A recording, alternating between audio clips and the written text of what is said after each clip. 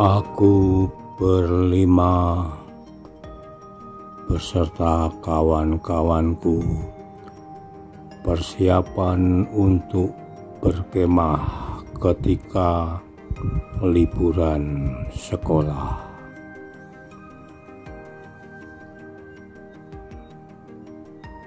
Kami berlima telah merencanakan akan berkemah di suatu daerah di pegunungan di ketinggian dari kotaku yang selalu panas. Kupersiapkan beserta teman-temanku semua kumpul bareng di suatu tempat dan mulailah berangkat untuk menuju ke lokasi.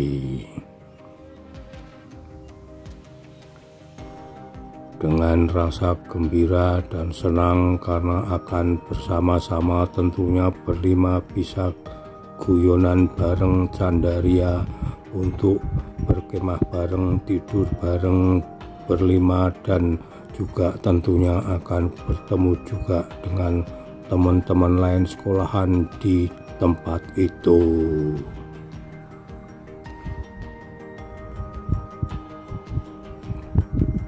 Pada saat itu kulalui perjalanan ini dengan jalan kaki, di mana ketika setelah mendompleng ikut di bak truk, kami berhenti di kota yang namanya Ambarawa. Dari Ambarawa untuk menuju satu lokasi ini aku berlima berjalan kaki, karena pada saat itu sangat jarang angkutan untuk mengangkut sampai di atas. Demikian pula kami berlima memang sengaja sekalian olahraga, di samping memang untuk ngirit untuk uang kami tidak keluar, sehingga bisa digunakan untuk hal yang lain nantinya. Perjalanan ku tempuh bersama teman-temanku ternyata cukup jauh. Kami di beberapa tempat sempat berhenti sejenak untuk sekedar melepas lelah. Itu pun kami juga terus dengan minum apa yang kami bawa, dengan membawa sebotol air putih. Melihat ada ibu-ibu yang berjualan es cendol, sepertinya kami juga kepingin, tapi keinginan itu kami tahan karena uang kami barangkali nanti di sana sangat berguna. Dengan perjalanan yang terus menanjak, akhirnya di tanjakan yang paling terjal, paling tinggi, mulai terlihat seputar daripada apa yang kami tuju.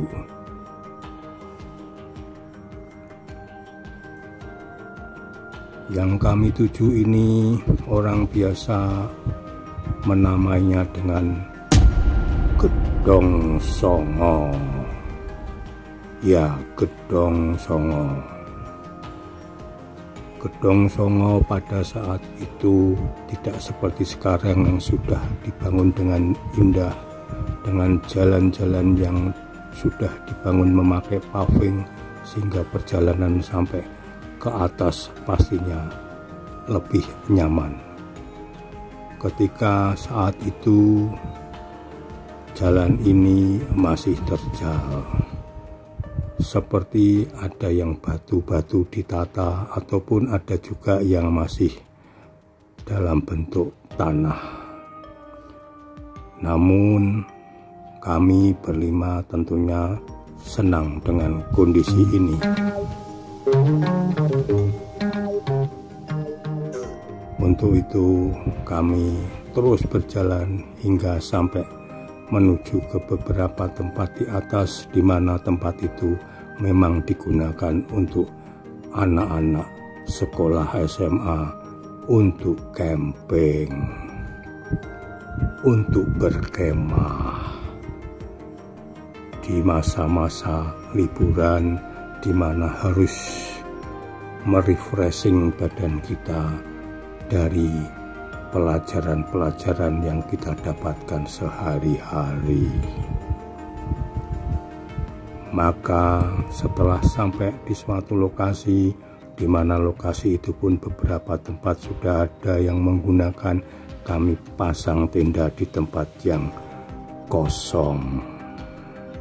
Dengan semangat muda, di mana tidak ada rasa capek, walaupun memang kepingin juga kalau tadi di jalan ada yang berjualan, 1-2 kepingin minum, namun kami tahan semua berlima.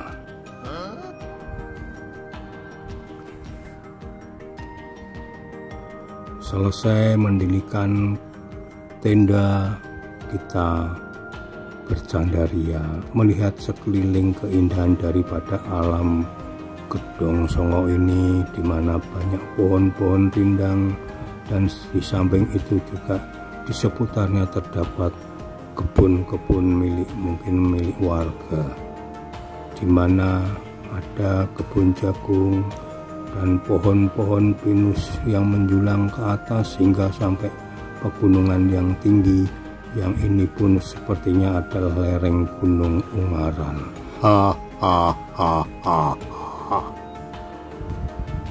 Selesai semuanya, telah terpasang dan juga sudah terpasang tikar dan semua perlengkapan sudah kita tata di dalam tenda.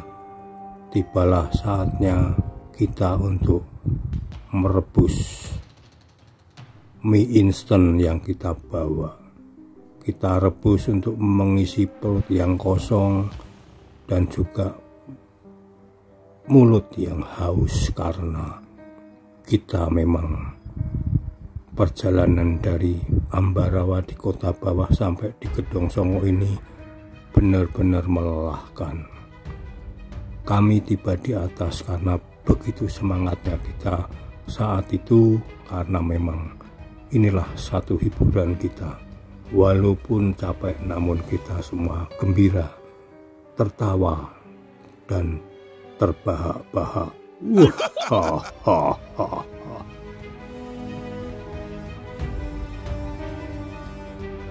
Selesai merebus mie dan kita makan, dan juga minum rebusan, membuat kopi pada seputar menjelang sore. Ternyata perut-perut teman-teman dan juga perutku sendiri memang sepertinya kepingin ngemil apapun. Kita putuskan jalan-jalan ke bawah, barangkali ada penjual untuk kita bisa minum atau sekedar cari camilan.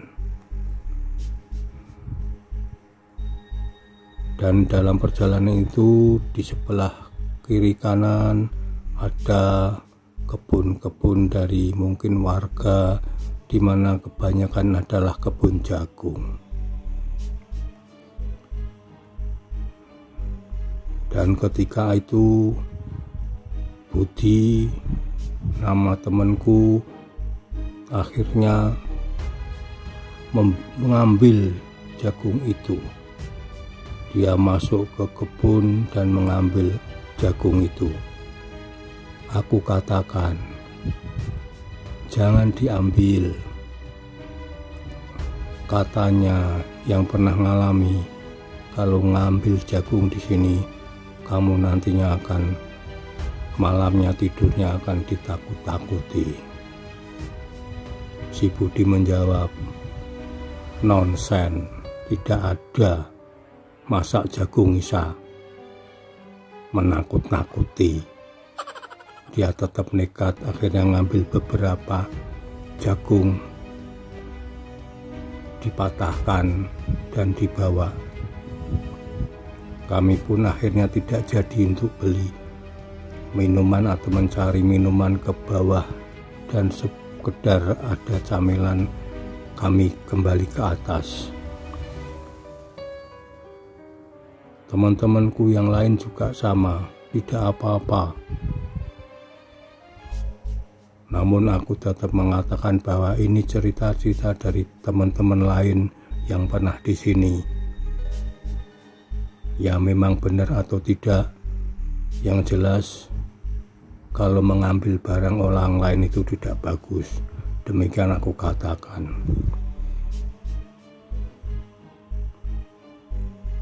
Akhirnya berlima memutuskan untuk kembali ke atas dan membuat perapian dari kayu. Kita cari ranting-ranting untuk membakar jagung. Terus terang aku sendiri masih cukup kenyang dengan mie rebus tadi. Dan ketika jagung bakar selesai dibakar dan dinikmati oleh teman-temanku semua, aku pun ditawari untuk mendapatkan jagung bakar itu. Tapi aku menolaknya. Kutolak karena bagaimanapun pengalaman dari orang-orang yang pernah kesini tentunya juga tidak asal bicara. Itu yang aku dengar dari sekolah-sekolah lain, bahkan ketika tempo hari berkemah di sini pun juga sama, ada yang menceritakan demikian. Sehingga terlihat kebun jagung itu selalu utuh, tidak ada yang mencuri atau mengambil ataupun iseng mengambil. Malam segera tiba, kepenatan seharian dari mulai persiapan di rumah hingga sampai perjalanan sampai Ambarawa dan juga jalan sampai ke tempat Gedong Songo ini tentunya membuat kami semua kelelahan. Untuk itu kita semuanya mulai berangkat tidur dalam satu tenda, di mana tenda tersebut memang cukup besar sehingga satu tenda bisa kita tiduri untuk berlima. Selang beberapa waktu terdengar suara si Budi. Dia berkata, Weh, ora popo, ora popo. Bahasa Indonesianya itu adalah hei, tidak apa-apa. Tak pikir si Budi ini mengigau.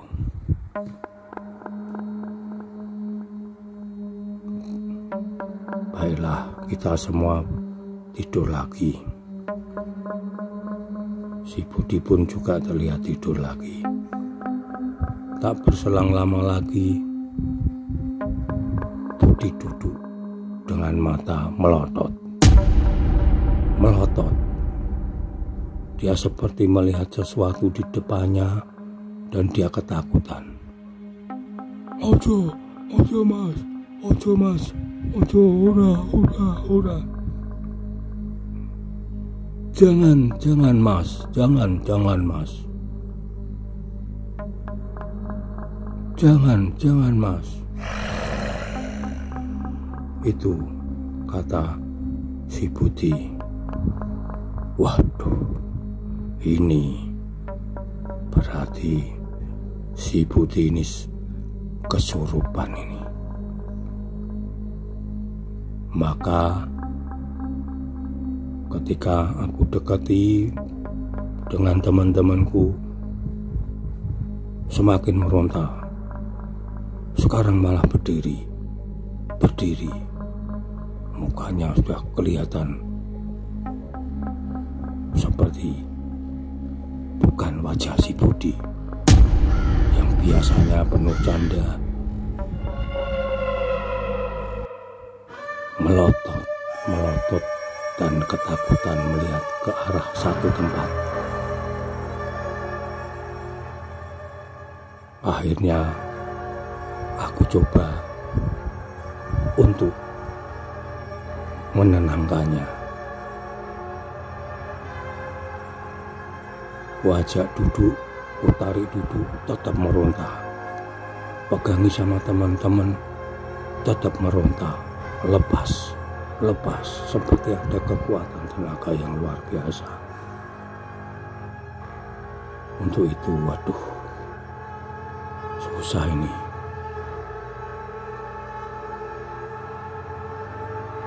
Akhirnya aku teringat apa yang dikatakan bapakku. Ku pegang umbun-umbun dari si Budi,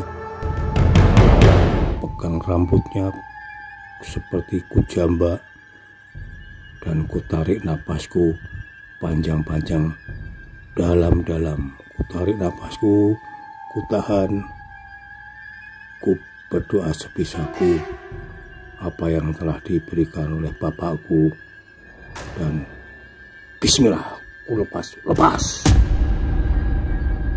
Alhamdulillah, Budi langsung lemas, tergeletak lemas.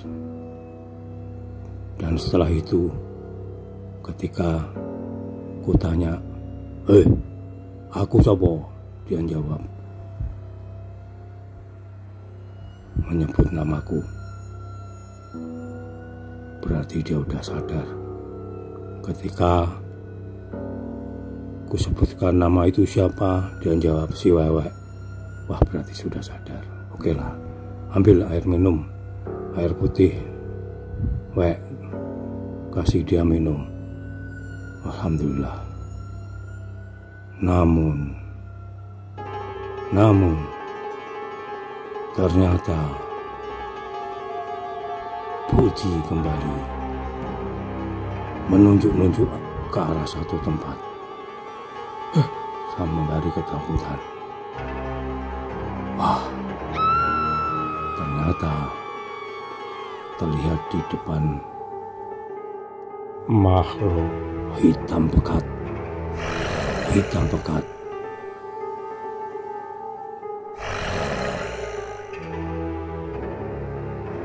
Aku coba untuk menjalankan apa yang pernah bapakku bilang. Hadapi. Ku ambil air putih dan garam. Ku kasihkan gelas.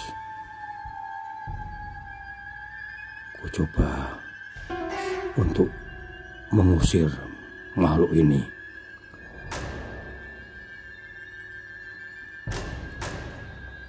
Ku tarik napas dalam-dalam, ku tahan. Ku berdoa. Ku lepaskan air itu. Minggat.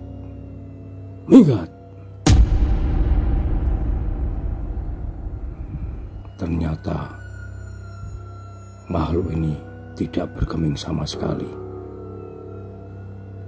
Dan terbunyi suara, Aku ratrimu.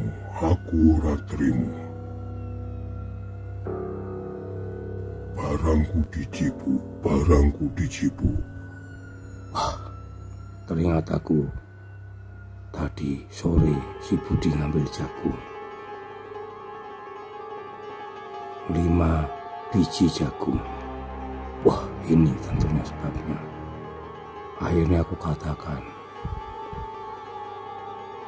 ya benar, tadi Budi ngambil barang itu, jagung di kebun. Maafkan dia nggak terima, tidak mau. Akhirnya aku teringat kembali kata bapakku. Ketika kulihat apa yang selalu ayahku pernah kulihat. Untuk itu aku katakan, yo nerak kalem, tak jaluke maaf denene awakmu arep tak obong, arep tak lebur, tak lebokke ning nggone kawah. Aku sebutkan suatu kawah yang ayahku sering sebut.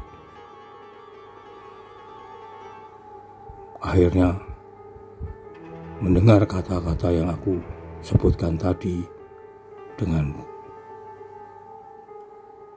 doa yang aku katakan yang selalu bapakku ajarkan, hilang. Sekejap hilang, sambil merintih. Sepertinya dia bilang, ojo. Jangan, langsung hilang. Alhamdulillah.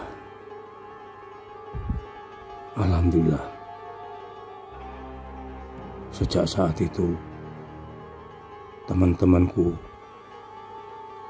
memanggil aku Sepe. Ya, Sepe. Itu adalah, kalau Sepe itu zaman aku dulu adalah bapak, seperti itu. Saya dikatakan Sepe gara-gara bisa menyembuhkan tadi si Budi tadi. Waduh, padahal ini aku masih juga belajar. Aku hanya mengingat-ingat saja apa yang dikatakan bapakku, dan aku praktekkan.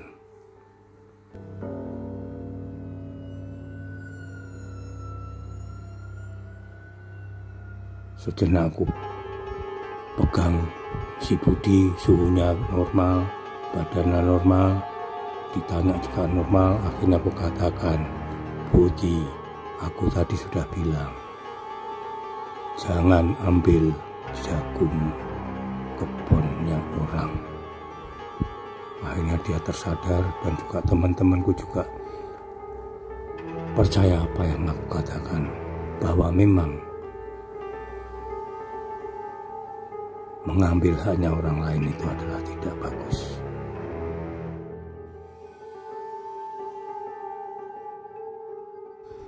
Dan serentak keempat temanku berkata, siapa? Waduh, siapa mukui, pikir saya. Ya udah, nggak apa-apa, disebut Sepe. Dan sampai dimanapun mereka menyebutku sampai sekarang juga Sepe. Itu saja menjadi pelajaran. Dan pada peristiwa ini selalu sampai saat ini pun masih terngiang-ngiang dan membuat bulu kuduku merinding. Tunggu cerita Mas Horizon de Costa selanjutnya. Selamat malam. Salam hororisasi.